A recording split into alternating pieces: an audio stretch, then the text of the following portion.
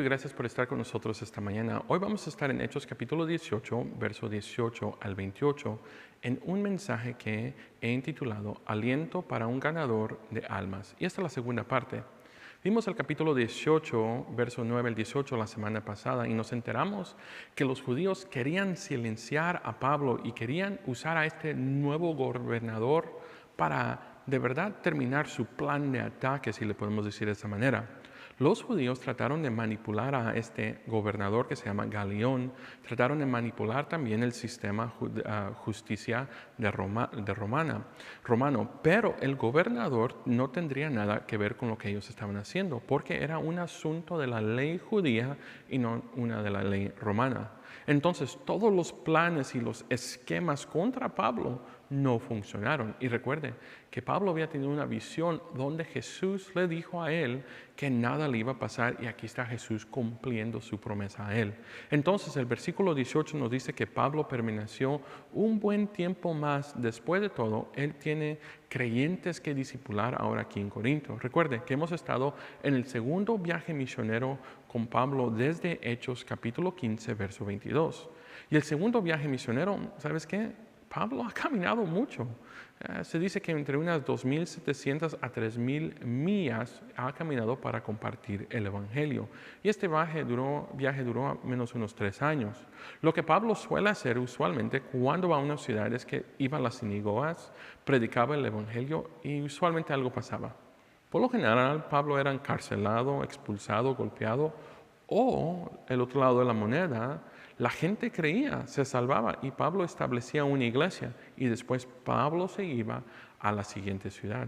Ahora, permítame mencionar rápidamente algunos de los lugares a los que Pablo fue durante todo su tiempo, sus viajes misioneros. Pablo pasó 3 años en Arabia después de su conversión, estuvo en Antioquía durante 1 año, su segundo viaje misionero estuvo en Corinto 18 meses, después en un tiempo eventual regresó a Efesos y estuvo ahí 3 años. Pablo fue encarcelado en Cesarea durante 3 años. Pablo pasó 3 meses en Malta después de un naufragio y fue encarcelado en Roma durante 2 años más. Así que Pablo no solo está llevando el Evangelio a un montón de lugares, pero iba, predicaba, enseñaba y se iba. Así que vamos a regresar hoy donde lo dejamos la semana pasada. Si no has visto el mensaje de la semana pasada, recomiendo que lo mires. Pero recuerda que Pablo va otra vez va a otra sinagoga en la ciudad de Cencrea. Miremos aquí Hechos capítulo 18, verso 19 al 20. Llegó a Éfeso y dejó ahí, y entrando en la sinagoga discutía con los judíos, los cuales le rogaban que se quedase con ellos por más tiempo, mas él no accedió. Paremos ahí. Después de un largo segundo viaje misionero, Pablo va en rumbo de regreso para la casa. Y recuerda que Pablo pasó 1 año y medio en Corintio y con él ahora está Priscila y Aquila que están navegando hacia el este, hasta lo que es actualmente Asia Menor. Y el Espíritu Santo les impidió predicar en Asia, en la providencia occidental de la península. Eso lo vimos en Hechos capítulo 16. Y terminó su camino a Macedonia. Pero ahora Pablo tiene tiempo muy breve en Efeso. Algo está pasando aquí que es muy interesante. Cada vez que Pablo entra en una nueva ciudad, comienza a ir a las sinagogas local y mostrar cómo Jesús de Nazaret cumple las profecías del Antiguo Testamento. Ahora bien, Pablo debe haber viajado hasta ahí en barco. Probablemente era más fácil encontrar un barco en Corintio a Efeso que cualquier otro lugar en el Imperio Romano. Porque estas son 2 ciudades capitales de 2 provincias y están en ruta comercial directa entre sí. Entonces Pablo llegó a Efeso y en Efeso deja a Aquila y Priscila que estaban viajando con él. Entonces Pablo va a la sinagoga y razona con los judíos. ¿Y sabes qué pasó? Algo interesante. Le pidieron a Pablo que se quedara ahí y la respuesta de Pablo era no. Ahora, yo creo que tú crees que nosotros creemos de todo lo que hemos visto. Esto se oye un poco como locura, porque por lo general cuando Pablo va a las sinagogas y comparte con ellos no quieren escuchar lo que Pablo está diciendo. Y usualmente lo que hacen es que lo tratan de arrestar, lo tratan de golpear, lo sacan de la ciudad y en un caso fue a otra ciudad y lo siguieron para detenerlo de compartir el mensaje de Cristo. Por lo general, Pablo nunca tuvo una audiencia bienvenida en la sinagoga y la gente no lo aceptó en la sinagoga, por eso usualmente se iba a los gentiles. Pero ahora está en la sinagoga de Efeso y la gente quiere saber más. Y en vez de que Pablo se quede, él dice no. Ahora, piénsalo. ¿Por qué? ¿Por qué es que él dice no? Pasó 1 año y medio en Corinto y no puede quedarse ahí un poquito más, ni unos meses más, semanas más, para contarles. Ahora, aquí ellos quieren escuchar más del Evangelio. Y él les dice, no, ¿sabes qué? Yo me voy. Mira aquí, Hechos capítulo 18, verso 21, dice así. Sino que se despidió de ellos diciendo, es necesario que en todo caso yo guarde en Jerusalén la fiesta que viene, pero otra vez volveré a vosotros si Dios quiere, y zarpó de Efesios. Ahora, hazme un favor, si te gusta apuntar notas o subrayar en tu Biblia, subraya las palabras si Dios quiere. Él prometió regresar si era la voluntad de Dios. Ahora, el escenario estaba listo aquí para su tercer viaje misionero de Pablo. Pero con el tiempo, ahorita no, pero con el tiempo, él va a pasar 3 años y medio ahí edificando a la iglesia, pero eso será en su tercer viaje misionero.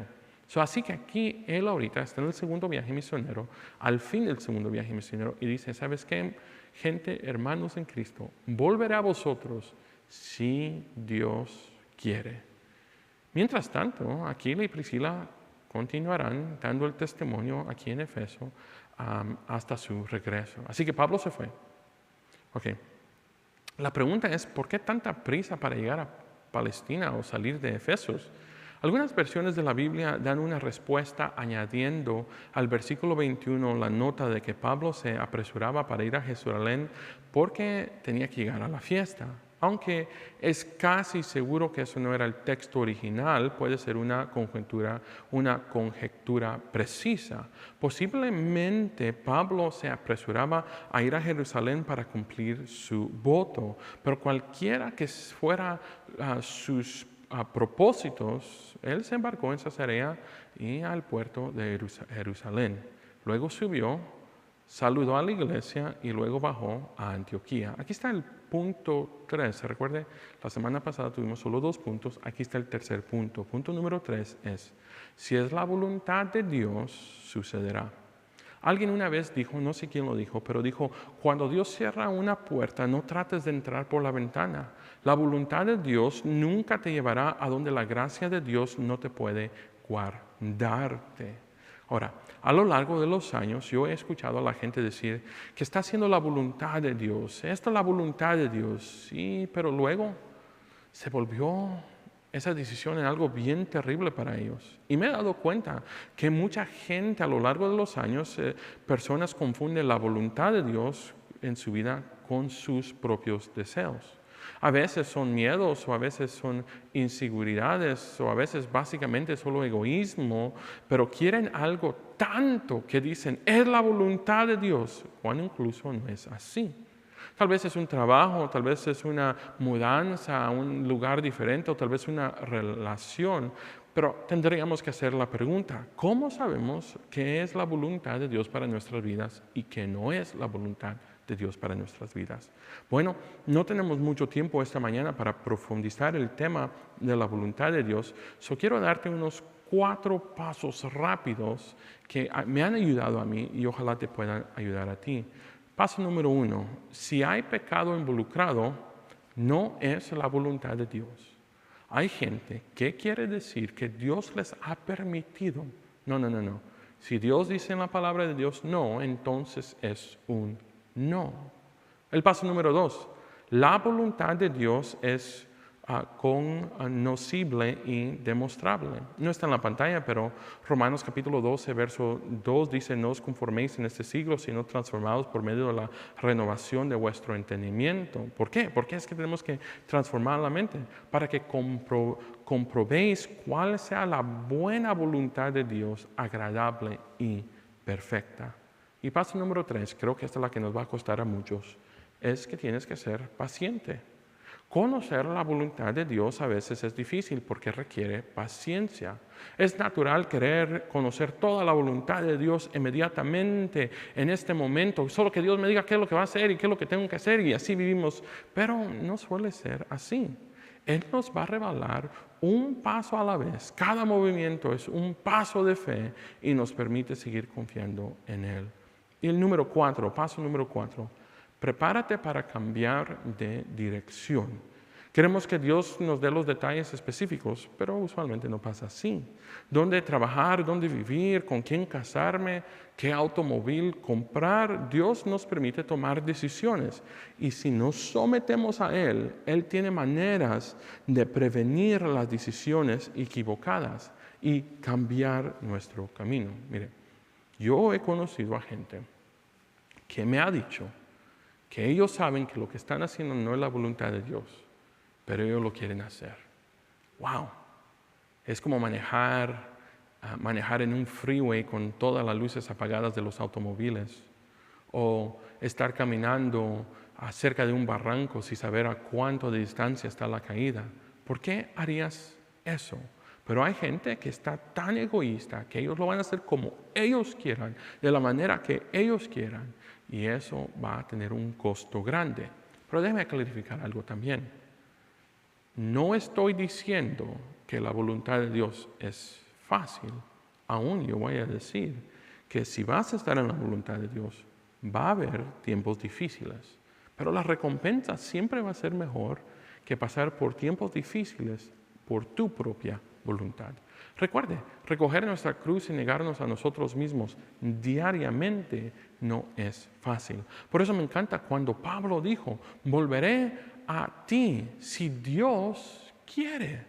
Y me encanta cuando hermanos o creyentes dicen esto. Eso es lo que Santiago, el medio hermano de Jesús, nos va a enseñar aquí. Mira aquí, Santiago capítulo 4, verso 13 al 17. Dice, vamos ahora. Los que decís, hoy y mañana iremos a tal ciudad y estaremos ahí un año, traficaremos y ganaremos, cuando no sabéis qué será mañana, porque es vuestra vida, ciertamente neblina, que se aparece por un poco de tiempo y luego se desvanece. En lugar de lo que cual deberías de decir, si el Señor quiere, viviremos y haremos esto o aquello. Pero ahora os jactáis en vuestras soberbias, toda jactancia semejante es mala. Y que sabe hacer lo bueno y no lo hace, le es pecado. ¡Wow! ¿Oíste? Él está diciendo, hay gente que dice, vamos a hacer esto y aquello. Pero está diciendo, ¿quién eres tú para hacer esas decisiones? Pídele a Dios que Él te guíe. Mire, me encanta cuando la gente dice, si es la voluntad de Dios o si Dios quiere. Usualmente están esperando que Dios les ayude en esta área. Pero también me he dado cuenta con muchos cristianos que decimos, pues si Dios lo quiere, si Dios lo permite, lo hacen para no tener compromisos. No sé si te ha pasado. Hermano, hermana, ¿puedes venir a este evangelismo o este evento de VBS? Oh, hermano, si Dios quiere, ahí estaré.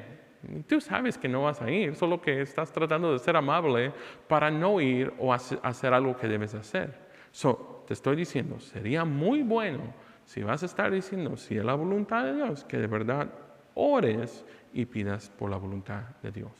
Ahora, sabes que nosotros debemos hacer planes, es importante, pero siempre date cuenta de que sus planes están sujetos a cambios, sus planes, mis planes.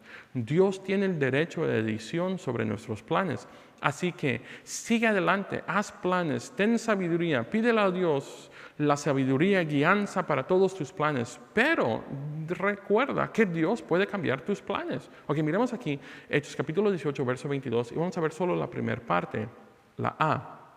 Dice así, habiendo arribado a Cesarea, subió. Paremos ahí. Subraya o escribe la palabra subió en tus notas. Cesarea era la ciudad costera de Israel y él subió.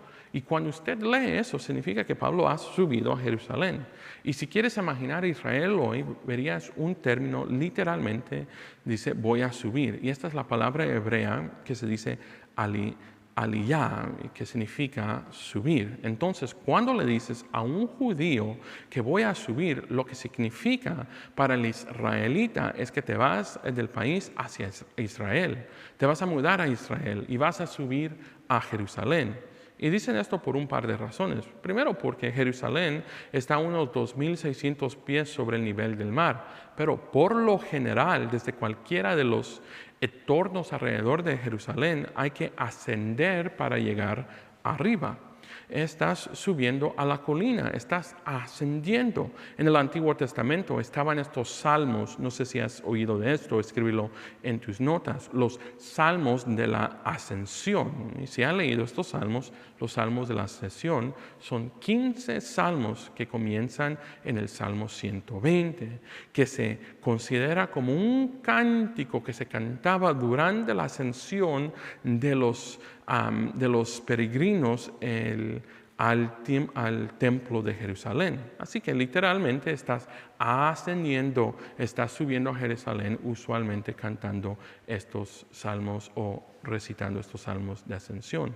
Pero más que eso, la persona judía diría que cada vez que va a Jerusalén siempre está ascendiendo en la vida, espiritualmente hablando, también hablando por lo general, emocionalmente también hablando.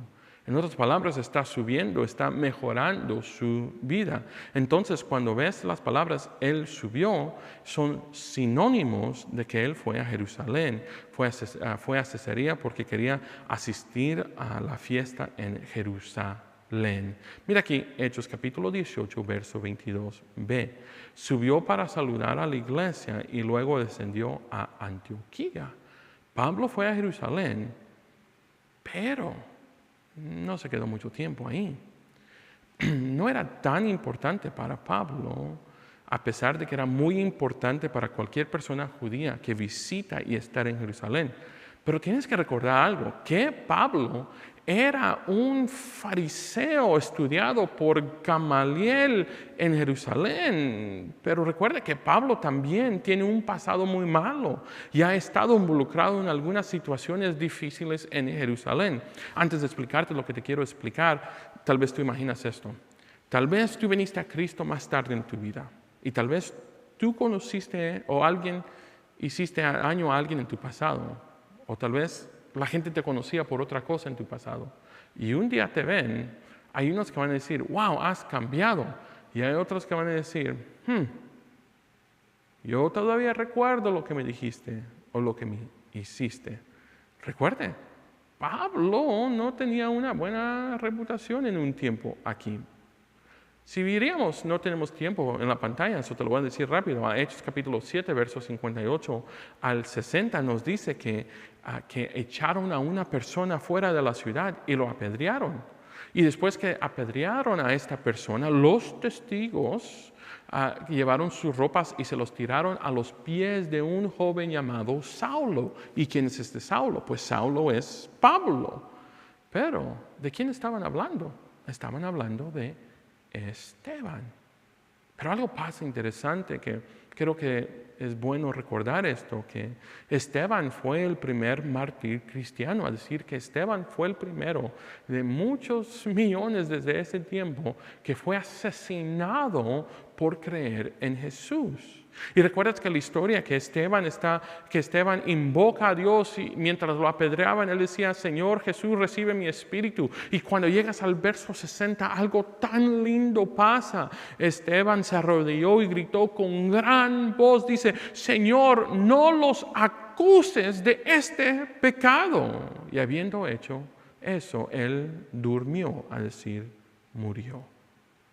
Pero tal vez con la sangre que derramaba de su cabeza, él gritaba, Señor, Señor, perdónalos, no los acuses de este pecado. Pues ¿quién estaba ahí mientras esto pasaba? Pablo. Pablo no había conocido a Jesús en ese momento. Leemos de la conversión de Pablo unos capítulos después. Ahora, seamos honestos, y usted sabe, creo que usted sabe, que algunas personas tienen muy buenos recuerdos, una buena memoria.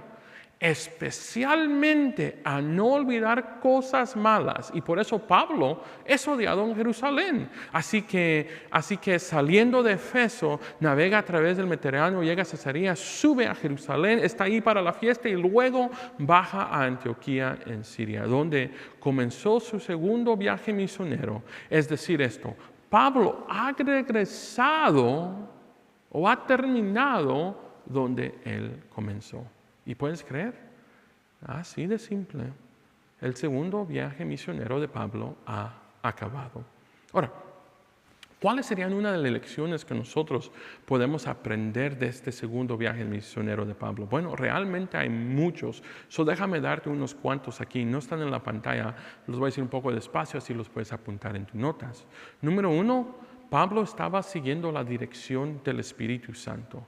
Nosotros tenemos que recordar la importancia de estar abiertos a ser guiados por Dios. Número 2, Pablo tenía perseverancia, y no solo perseverancia, pero también resiliencia. Y Pablo y sus compañeros se enfrentaron a pruebas y tribulaciones, incluyendo encarcelamiento, oposición política, a ataques físicos. Y ellos quedaron firmes en su fe y continuaron con el ministerio. Número 3, Pablo entendió el poder de la comunidad cristiana. Mira, este viaje involucró nuevos compañeros en el viaje y estableciendo nuevas iglesias. Nos muestra que un papel vital de una comunidad de iglesia en el apoyo de los creyentes. Número 4, Pablo se preocupa por los creyentes. Pablo se aseguró de visitar a las iglesias establecidas en su primer viaje misionero y asegurarse de que estuvieran establecidas en la fe. También proporcionó instrucciones espirituales y comunión a los nuevos creyentes, demostrando un compromiso con su bienestar. Y número 5, Pablo combinó el trabajo y el ministerio. A decir esto, si tú tienes un trabajo, tú puedes ser un evangelista en tu trabajo. Pablo trabajó como fabricante de tiendas para mantenerse, pero ahí también usó este trabajo para llevar el mensaje y para compartir el mensaje de Cristo con otra gente. Y número 6, Pablo compartió el evangelio. Hermanos, escuchen lo que voy a decir aquí. El evangelismo no es una opción para un creyente. Se supone que como creyentes debemos contarles a otros acerca de Cristo. Después de pasar un tiempo en su tiempo de descanso, si le podemos decir así, Pablo ahora empieza su tercer viaje misionero aquí en Hechos capítulo 18, verso 23. Miremos juntos. Y después de estar allí un tiempo, salió recorriendo por el orden de la región de Galicia y de Frigia, confirmando a todos los discípulos. El versículo 23 inició el tercer viaje misionero del apóstol Pablo. Pero el versículo 24, que vamos a ver en unos segundos, nos llevará de regreso a Efeso para una pequeña historia secundaria. Solo es un pequeño segmento de versículos que resaltan lo que está sucediendo en Efesios. Así es como Lucas, el escritor de Hechos, lo hizo. Entonces, ahí está Pablo, ha comenzado su camino a su tercer viaje misionero. Mientras tanto, mire lo que está pasando en Efesios. Hechos capítulo 18, verso 24 al 26, dice así.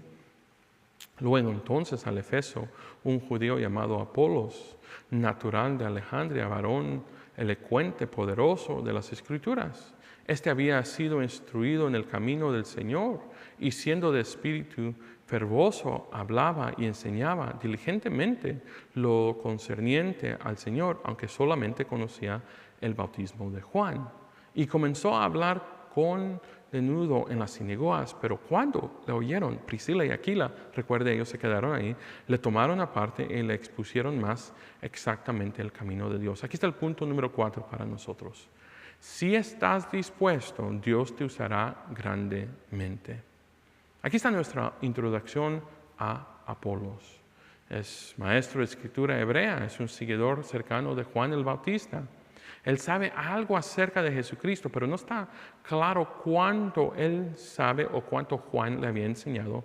Puedes leer más de eso en Marcos capítulo 1.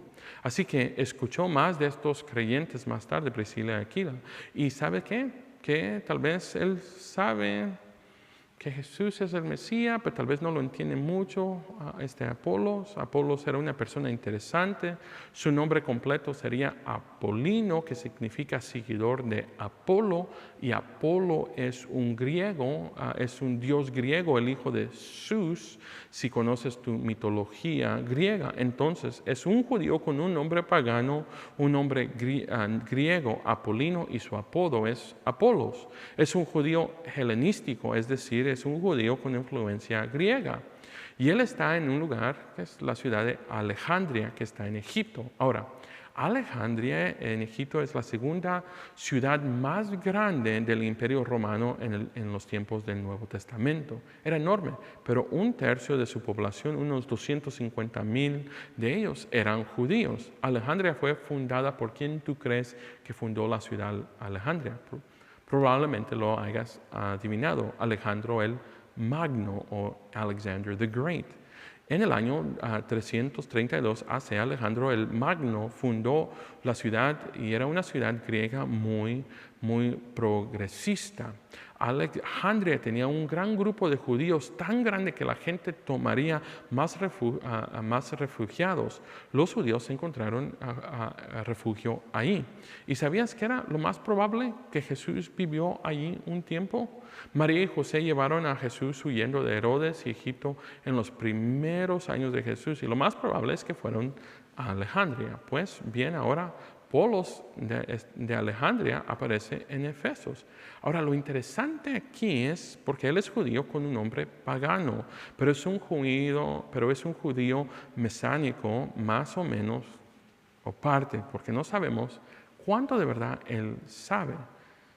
Podemos que sabe un poquito, pero no sabemos si sabe mucho. Eso se indicaría que el entendimiento de él está entre el arrepentimiento que Juan predicó, Marcos capítulo 1, y el perdón integral de los pecados y la reconciliación de Dios que Jesús proporciona.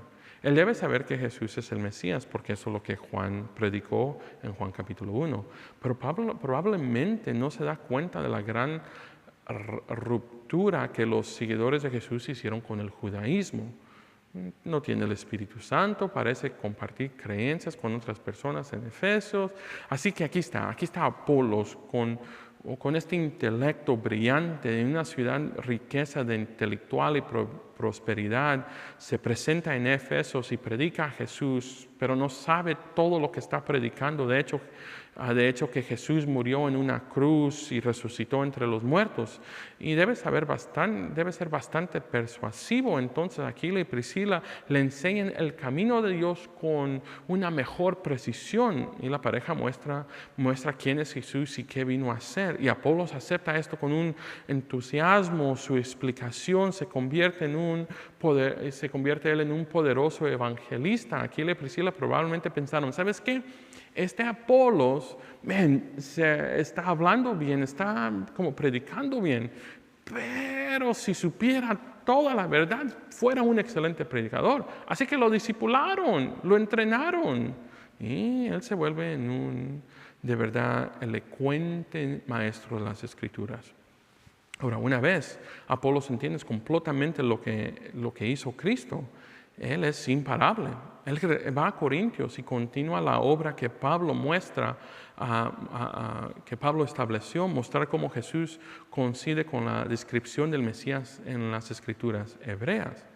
Pero algo pasa, es tan bueno maestro que causa una impresión que algunos de los creyentes de Corintios se dividen en fracciones. Algunos afirman ser seguidores de Pablo y otros de Apolos, y las cosas se ponen tan mal que Pablo es llevado a recordarles a la iglesia de Corinto que Jesús es el Salvador, no los maestros mortales. Mire, la historia de Apolos es una historia de humildad. Apolos acepta un buen grado de corrección. Mira, hay dos maneras rápidas en las que puedes ver si alguien es un creyente maduro o no.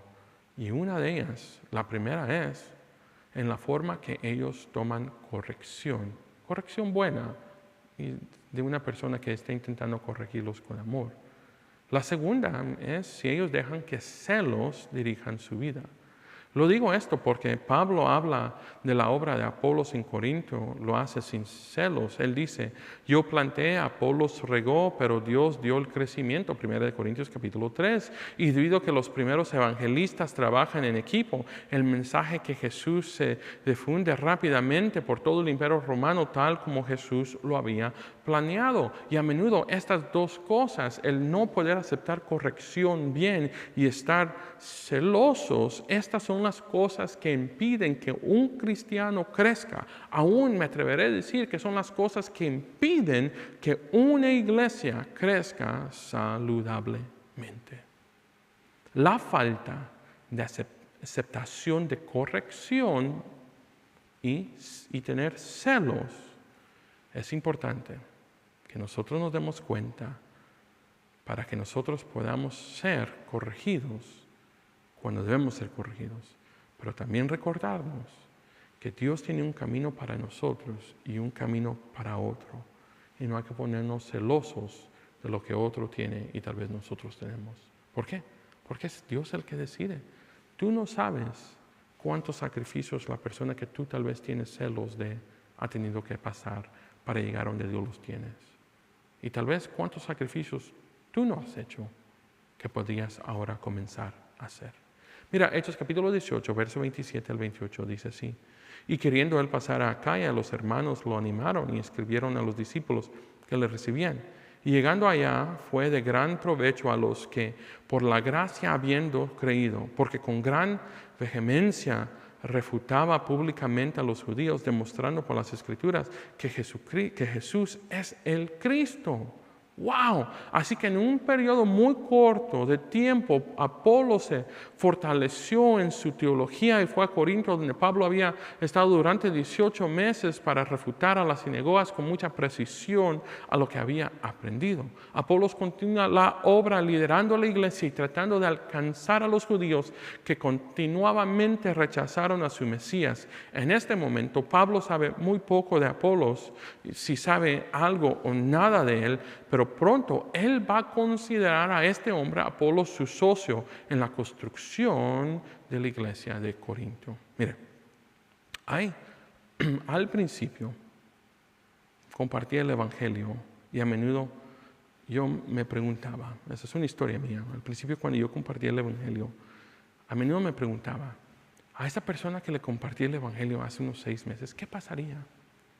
¿Será que asistía en una iglesia? ¿Será que son cristianos que viven para Cristo? ¿Será que Dios los llamó al ministerio? ¿Será que un día van a ser pastores, evangelistas? O tal vez ellos son los que van a ir a sus hogares o a sus trabajos y compartir el evangelio. Y oraba por estas gentes y comenzaba a hacer preguntas mucho. Pero ahora, hace muchos años, cambió mi pensamiento. Ahora mi pensamiento no es qué es lo que podrían ser. Mi pensamiento es simplemente llevarles ese evangelio y que Dios haga algo grande en sus vidas.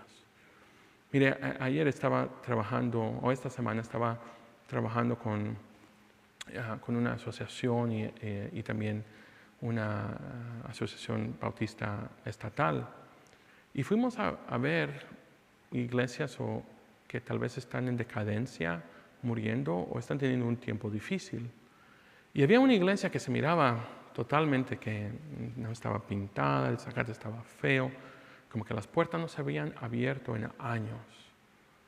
Pero nosotros teníamos un papel que decía que ahí había una iglesia.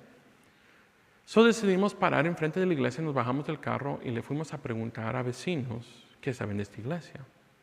Y no me voy a olvidar estas palabras porque le pregunté a un vecino, hey, ¿esta iglesia está abierta o no? Y esta fue la respuesta.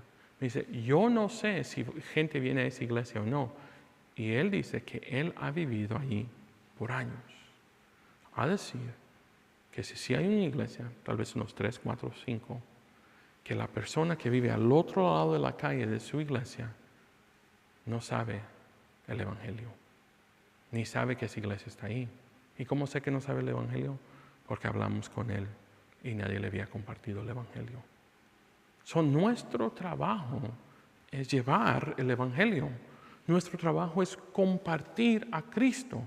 Y tal vez, si Dios quiere y si es la voluntad de Dios, ellos harán cosas grandes para el Evangelio. Pero la cosa más grande que nosotros podemos hacer para el Evangelio es ir a una persona y hablarle de Cristo. Déjame contarte una historia de D.L. Moody. Él cuenta es su historia de cuando él vino a Cristo. Dijo que cuando él estaba en Boston solía asistir a una clase de escuela dominical. Y un día, mientras estaba en la ciudad, vio a su maestro de escuela dominical en una tienda que estaba trabajando. Y dice que él estaba en la tienda y fue atrás del mostrador y llegó a él y le puso una mano en sobre su hombro. Y dice que este maestro de escuela dominical le habló de Cristo y le compartió el Evangelio directamente. Dijo, D.L. Moody no había sentido que tuviera alma hasta entonces. No había sentido que tuviera alma hasta entonces. Y me dije a mí mismo, esto es una cosa muy extraña. Aquí hay un hombre que nunca me había visto o hace poco me conoce y está llorando por mis pecados y nunca yo derramé una lágrima por ellos. Déjame parar aquí. En otras palabras, él dice que este maestro que casi no conocía, tal vez no había asistido a la iglesia mucho tiempo, pero que casi no lo conocía, que puso su mano sobre su hombro y comenzó a llorar sobre los pecados que estaban impidiendo a este joven D.L. Moody venir a Cristo.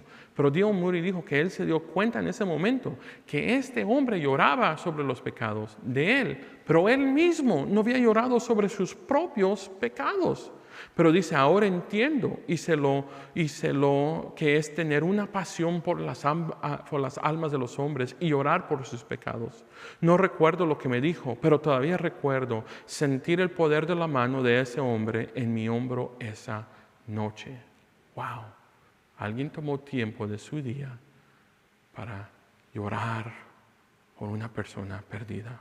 Ahora, lo que este maestro de escuela dominical no sabía, y no sé si se dio cuenta, pero esas lágrimas de un maestro piadoso resultaron en la conversión de un hombre que vino, que es D.L. Moody, que llevó a millones de almas a conocer a Cristo como su Salvador en campañas evangelísticas.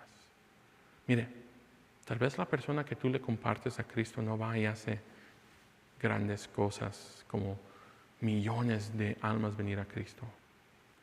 Pero tú hiciste una gran cosa en llevándole el Evangelio.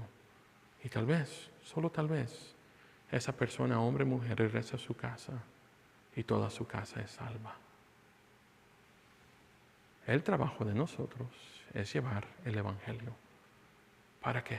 Tal vez solo una alma venga a Cristo, valdría la pena. Quiero hacer un par de preguntas para terminar esta mañana. No las tienes que contestar a aire libre, solo contéstalas tú mismo. Pregunta número 1. Pablo fue un hombre que sufrió tremendamente por el Evangelio. ¿Cómo has sufrido tú por el Evangelio? Y si no has sufrido por el Evangelio, ¿estarías dispuesto a sufrir para el Evangelio, sí o no? Pregunta número 2. ¿Realmente sabes que Dios está contigo, pase lo que pase? Piensa en eso, porque es fácil decir que cuando todo va bien, que Dios está conmigo, pero ¿qué pasa en los tiempos difíciles, en los tiempos donde no tienes la certeza? Pregunta número 3, ¿cómo puede ser un creyente que es como Apolo? Apolo tenía una pasión para Cristo, pero dejó que todavía fuera entrenado. Sabía mucho, pero no lo sabía todo. ¿Conoces tú a una persona así? Tal vez a un cristiano que tiene tanta pasión, pero necesita dirección. ¿O cómo puedes ser tú como Apolos y aprender todo lo necesario para llevar el Evangelio a aquellos que no lo conocen? Y pregunta número 4.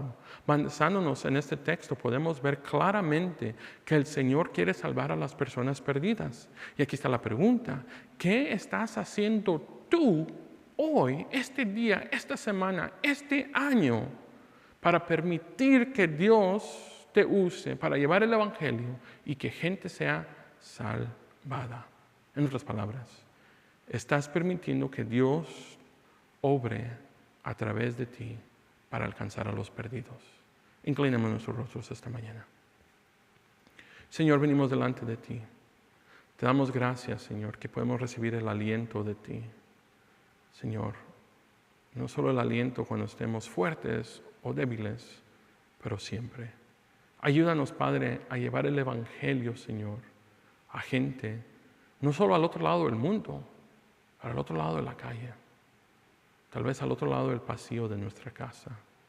Señor, si hay algo que nos esté impidiendo a no ser evangelistas, esta mañana, Señor, pido que sea usted, Padre mío, que nos dé el recordatorio que no es si podemos llevar el Evangelio, pero es que tenemos que llevar el Evangelio. Nos ponemos en tus manos, en nombre de Cristo Jesús. Amén y amén.